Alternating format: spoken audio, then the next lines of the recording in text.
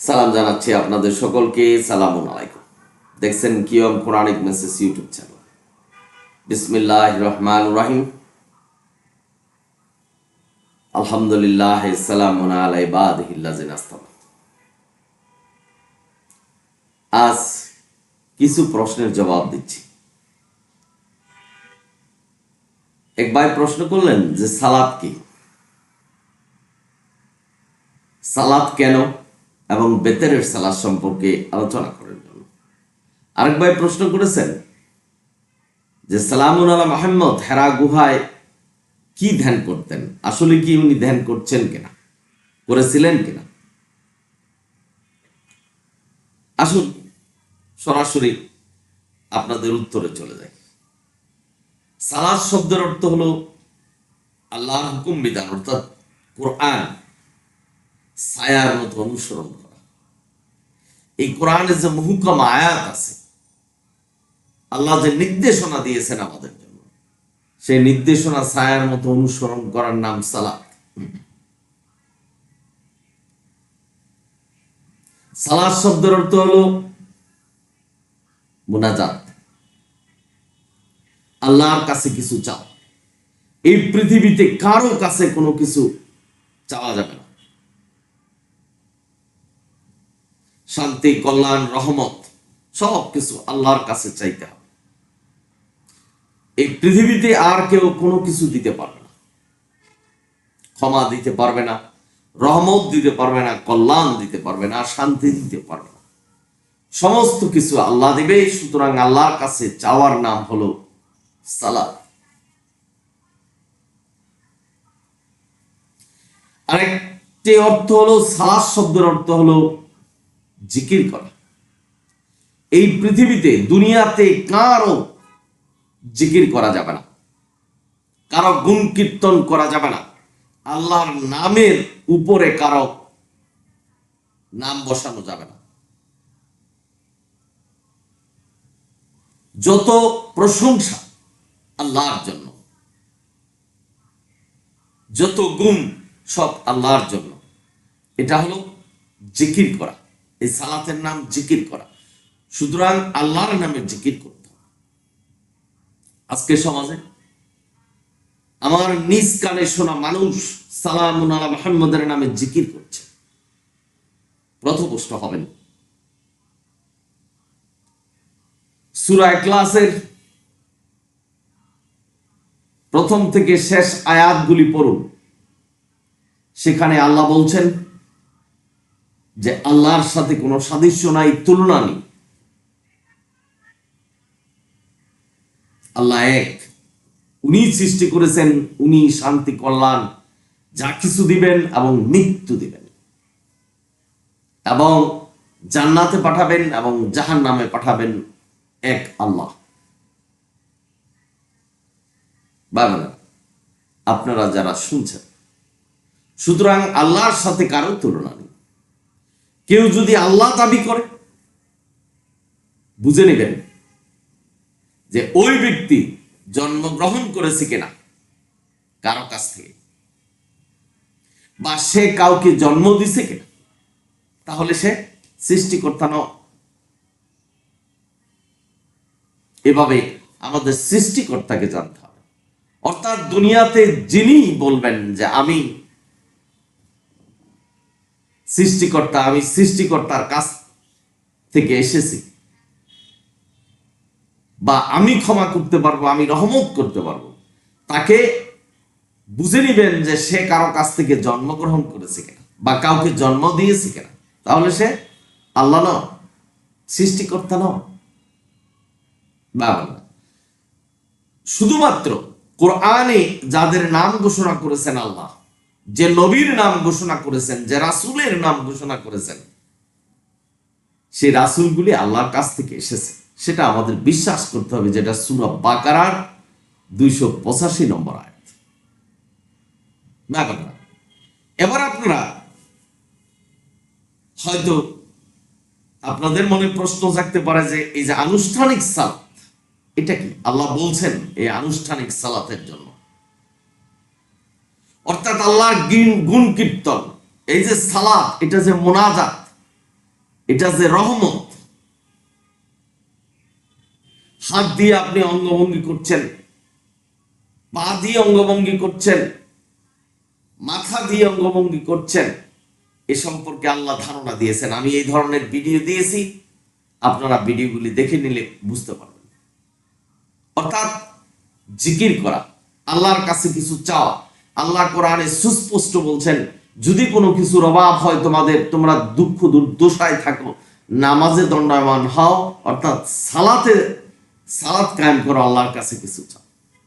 অর্থাৎ সামগ্রিক ব্যাপার হলো আল্লাহর হুকুম শুধুমাত্র কোরআন, কোন বুখারী শরীফ, মুসলিম শরীফ, কারো লেখা কোনো গ্রন্থ নয়।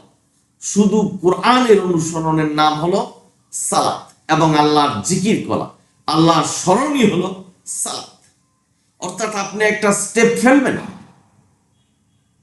কোথাও যাবেন, কোন কাজ করবেন, সর্বক্ষেত্রে আল্লাহ দেখছেন আপনাকে, এভাবে কল্পনা করতে হবে আল্লাহকে। বাগানেরা, আপনারা যারা শুনছেন, সেটার নাম সালাত।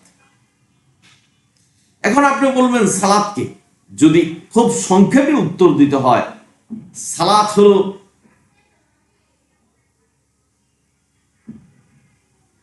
সেই প্রক্রিয়া, সেই ফর্মুলা, যে ফর্মুলার মাধ্যমে আপনি জান্নাত লাভ করতে পারবেন।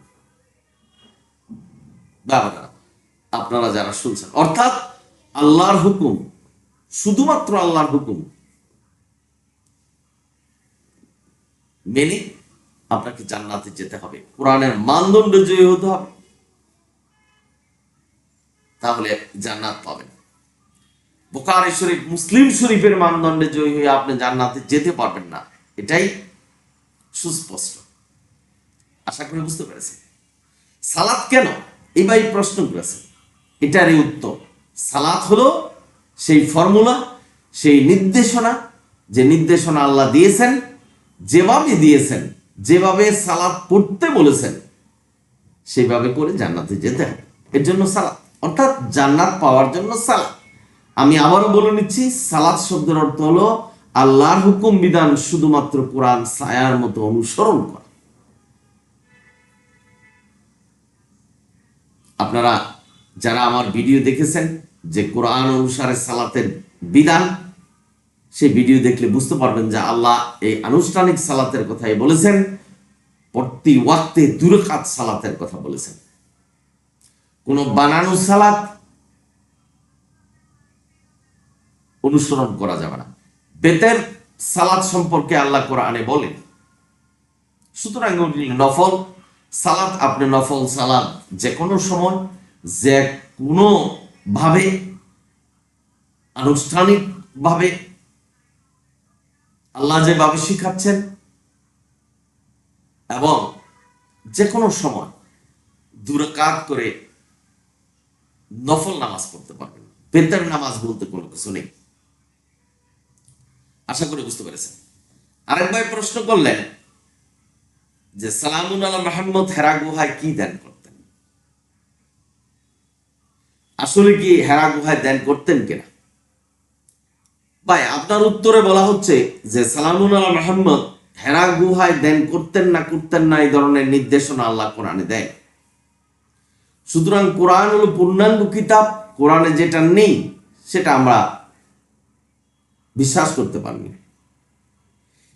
ধ্যান শব্দের অর্থ যদি আপনি সালাত বুঝে থাকেন, তাহলে হেরা গুহায় উনি সালাত কায়েম করতে পারেন, যেহেতু কোরআনের নির্দেশনা নেই, আমরা জানি না। আর ধ্যান শব্দ অর্থ যদি যে সালামুন আলা মুহাম্মদ নতুন কোন নির্দেশনা দিবেন, কি নির্দেশনা তার কাছে আসছে বা আসবে, এটা নিয়ে ধ্যান করতেন, তাহলে ভুল করবেন।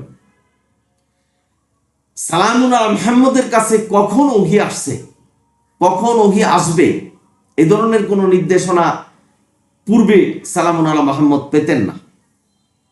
হঠাৎ করে তার কাছে ওহী আসতেন।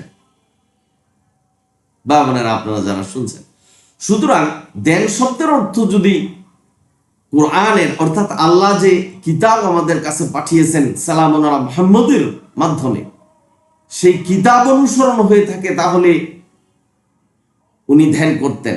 ওইটাই হলো ধ্যান, অর্থাৎ নামাজ, রোজা, হজ, যাকাত কিভাবে উনি মানুষের কাছে প্রচার করবেন শুধুমাত্র কোরআন অনুসারে, সেটাই যদি আপনি ধ্যান বুঝে থাকেন তাহলে সালামুন আলা মুহাম্মদ বিভিন্ন জায়গায় বসে ধ্যান করতেন।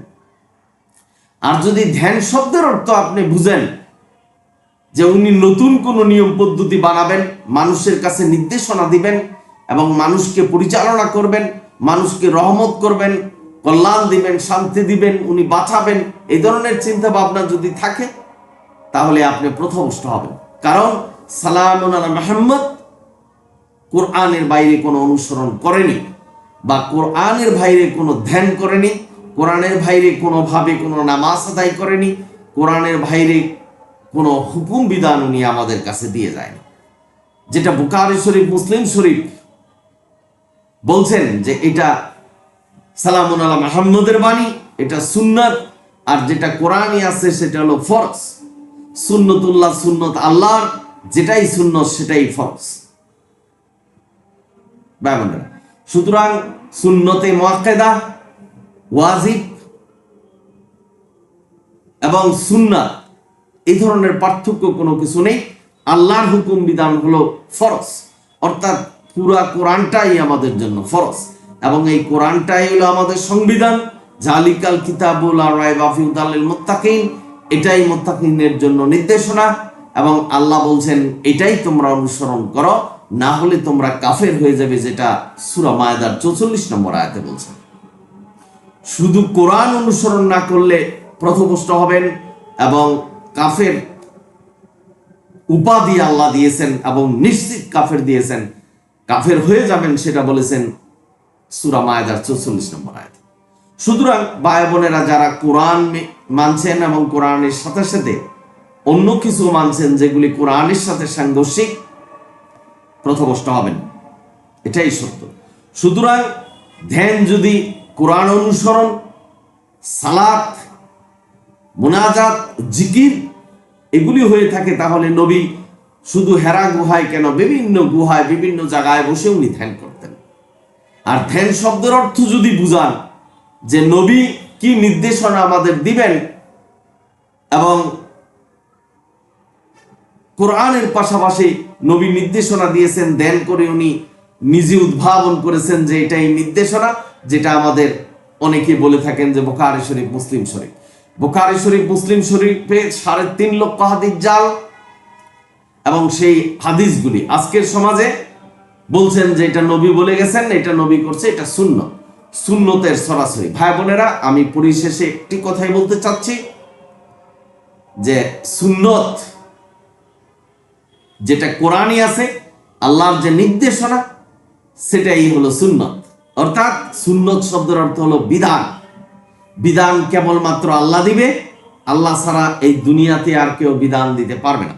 সুতরাং কোরআনই যথেষ্ট, কোরআনই মানতে হবে, কোরআনই আমাদের ধর্মগ্রন্থ। কোরআনকে আল্লাহ পূর্ণাঙ্গ করেছেন এবং আমাদের ইসলাম ধর্মকে পূর্ণাঙ্গ করেছেন এই কোরআনের মাধ্যমে।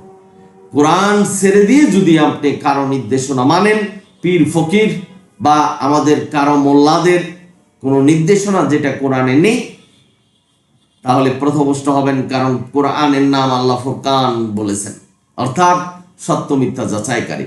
যে যাই বলুক, পাগড়িওয়ালা, টুপিওয়ালা, গেঞ্জিওয়ালা আর শুটকুড়োলা, কোরআন দিয়ে যাচাই করতে হবে, তারপরে সেটা অনুসরণ করতে হবে। এটাও আল্লাহর নির্দেশনা।